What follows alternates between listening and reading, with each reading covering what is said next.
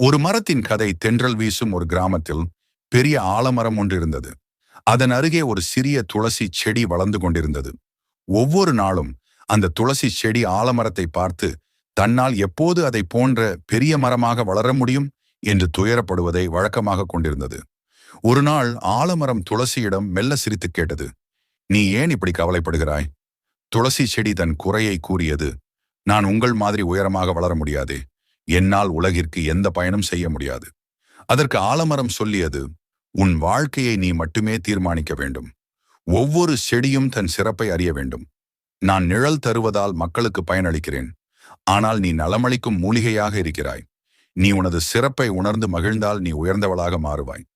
துளசி செடி அதன் வார்த்தைகளை கேட்டபின் சிந்தனை செய்து தன் தனித்துவத்தை உணர்ந்தது. அது தன் வேலையை அதிர்ஷ்டமாக கருதி மகிழ்ச்சியுடன் தொடங்கியது. இது எங்களுக்கு சொல்லும் பாடம். ஒவ்வொருவருக்கும் தன் தனித்துவமான அழகு உண்டு. அதை உணர்ந்து உழைத்தால் வாழ்க்கை பொருள் மிக்கதாக இருக்கும்.